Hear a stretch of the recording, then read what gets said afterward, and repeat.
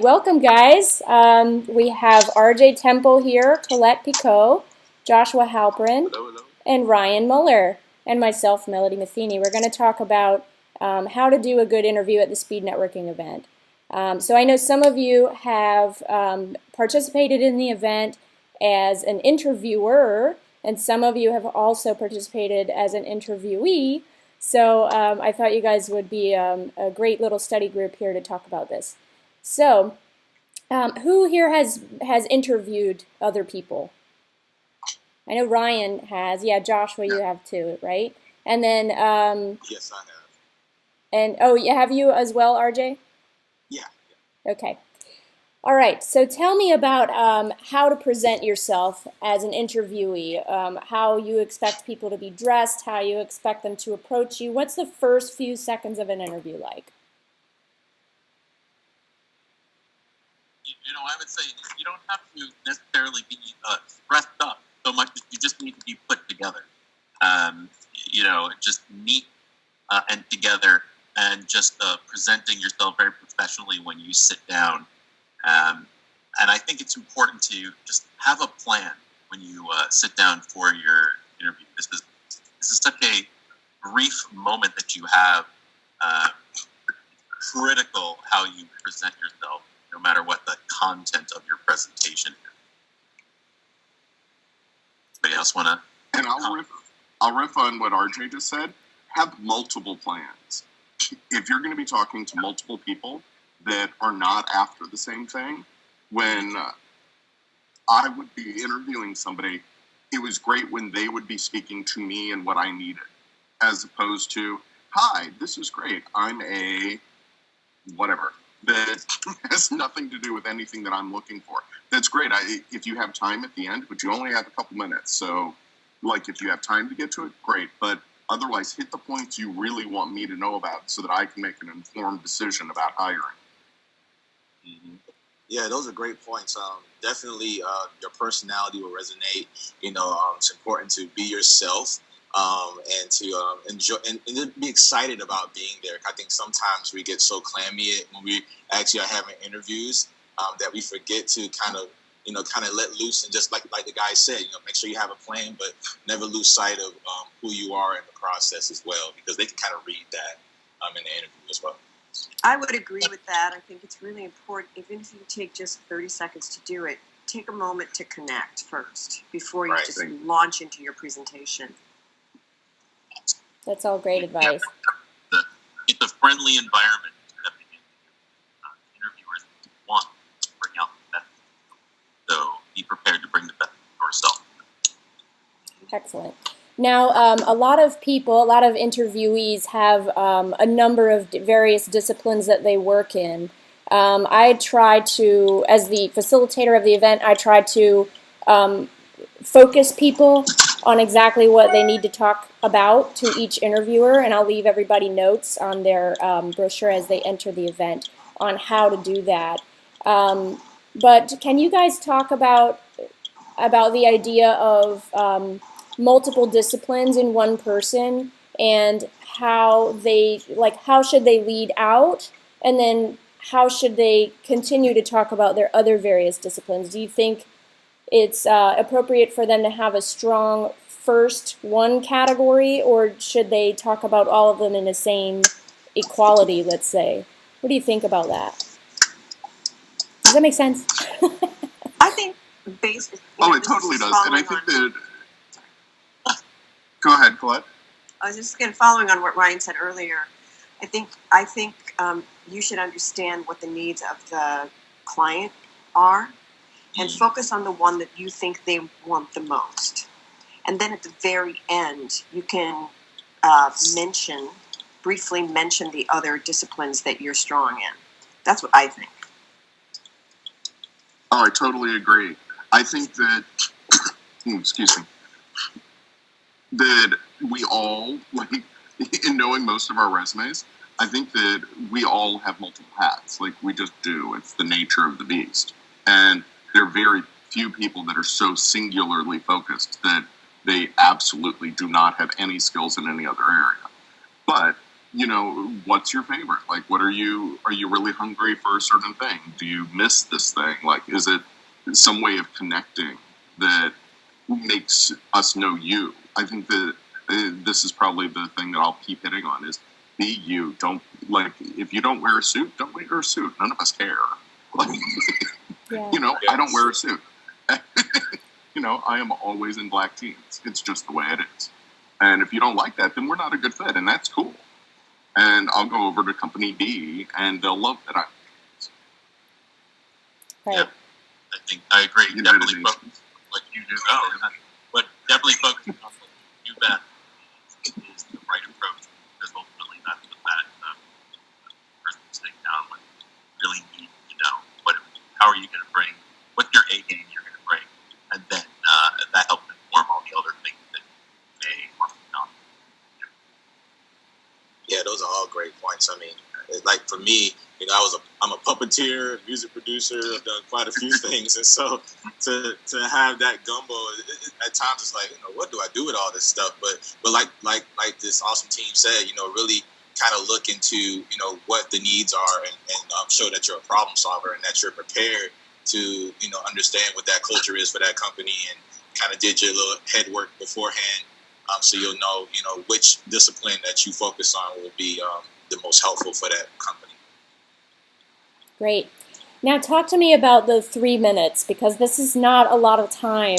So how do you feel that people can kind of maximize their impact in only 3 minutes? What do you think are the most important things on how to present yourself in just such a short amount of time? Do you have any advice on that?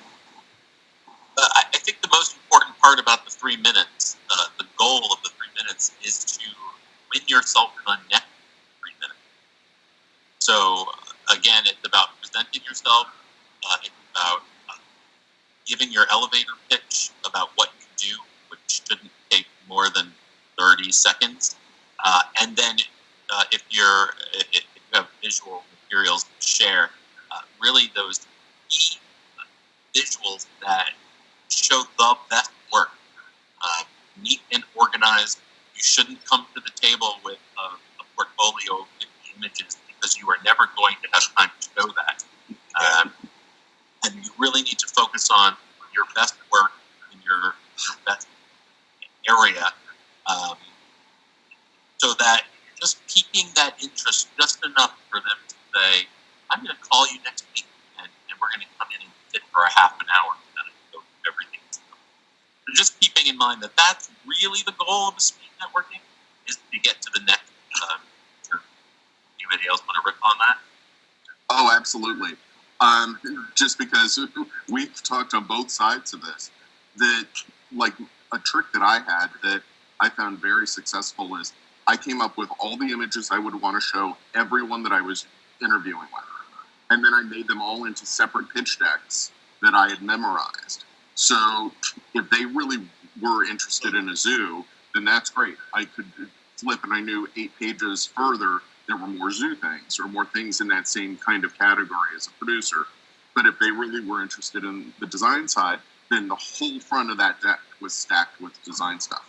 And if they had an interest in something else, I knew it was at the back. I had the same 50 or so images, so I actually disagree with 50, but they were curated specifically with an endpoint that was like, okay, we're done. And then there were another 30 at the back end. Oh, okay, you want to talk about that? Great, it's right there. But it took prep on my part so that I was ready and I had memorized the whole thing so that I knew where each of those 12 interviews, what their decks were. And they were specifically tailored to each of the people because of all the prep we had gotten from you, actually, gave us the information so that we could go and investigate what these people needed and what their company culture was like.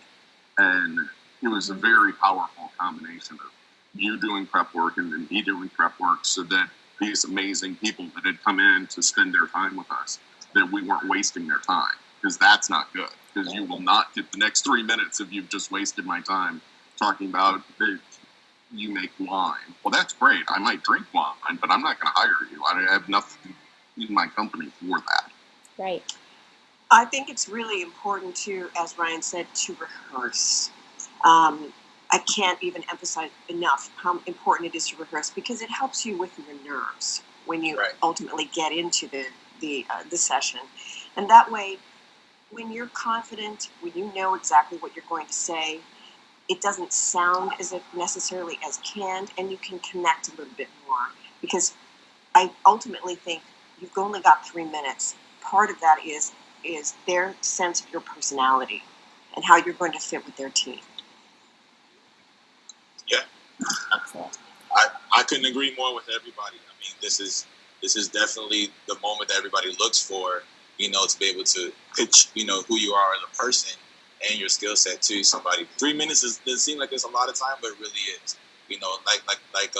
Like everyone said, as long as you just take the time out and rehearse, get to know, where your stumble places. Like for me, I love to just talk. So just come to 3 solid points and try to narrow those down and connect that to what their needs are. And then the rest of it is just being lovable and being kind and showing that you're really interested in what they do. Excellent. Now, tell me about leave behinds. What should people be bringing to leave an interviewer? Of course, people think about business cards, people think about maybe portfolio samples. What have your experiences been, and what do you think are the best things for people to leave with you as an interviewer?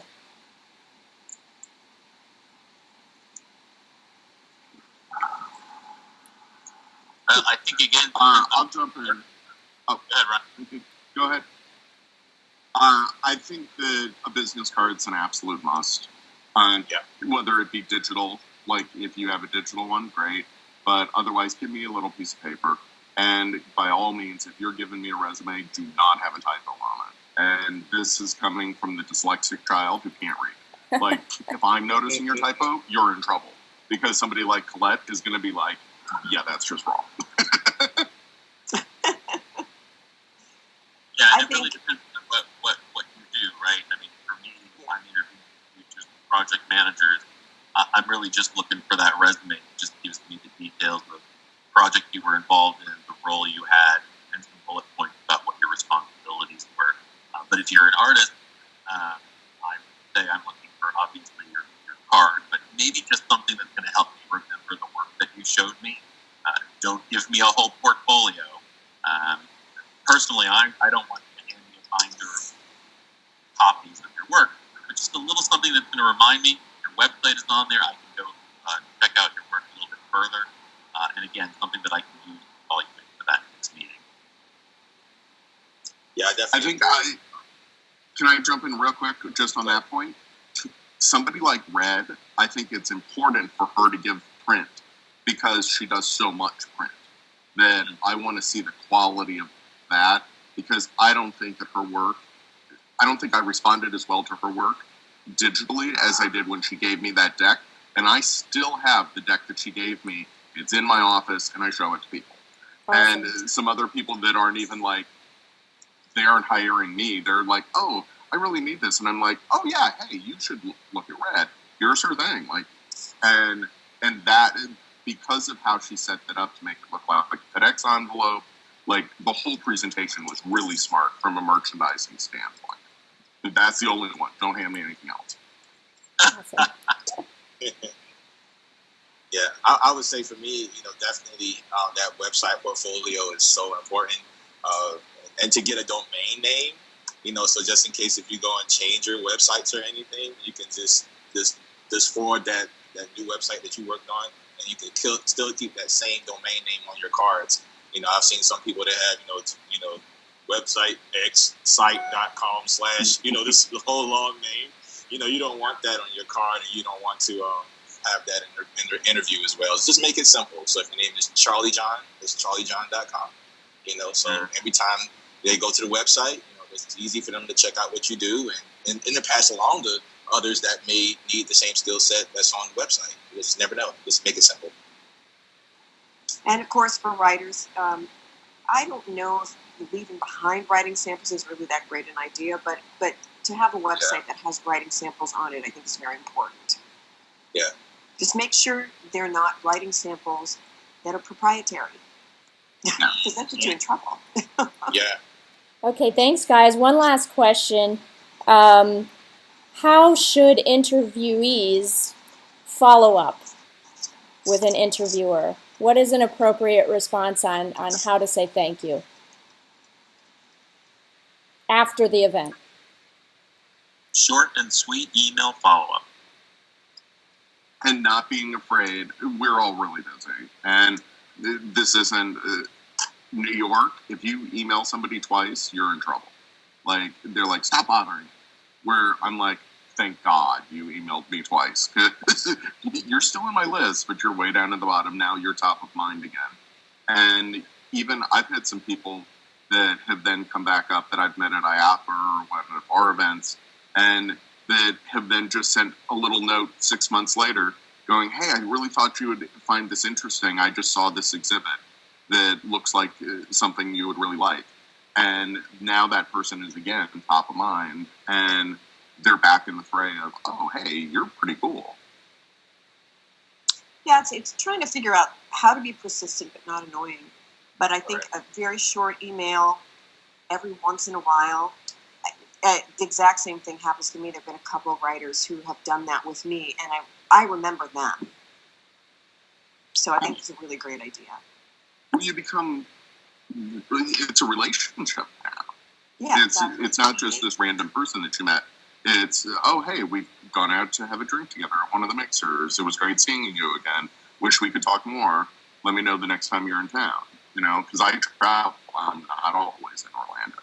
So then they're top of mind, and it's like, oh, wait, I promised I would go get a drink with that person. And then we're sitting down somewhere on a bench having coffee. Great. All right. RJ, did you want to add anything? No? Yeah. Definitely the follow-up is important. Like Cindy said, don't be annoying, but at the same time, just don't be afraid, to pursue what you want. If that's what you want to do, if you want to have a good impression on that person, just let it resonate through that email. Don't recap on everything you said, but just make it short and sweet, and you just never know, it can lead into having lunch or even checking out the studio one day. There's been times where I followed up and I said, hey, I want to be in this area, and they say, oh, come on by. I'll show you the team, and we can talk more about opportunities. I mean, it can go both ways. So that follow up is a jewel in many cases. Great. I usually tell people and something. Can I jump in real quick? So I know we're short on time, but social is the other one. Stalk us on LinkedIn, stalk us on Instagram, wherever you can find us.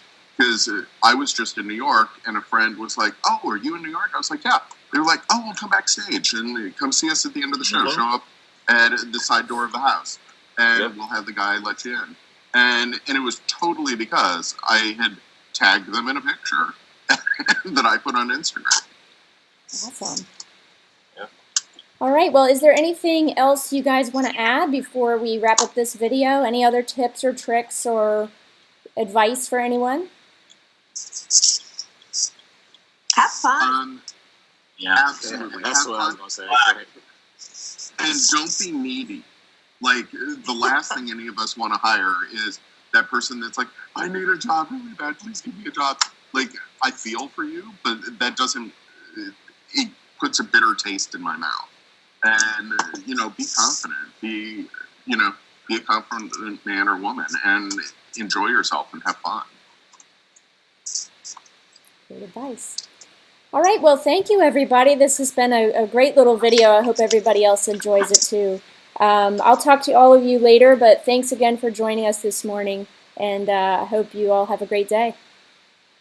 Thank you. Thanks, everybody. Bye. Bye.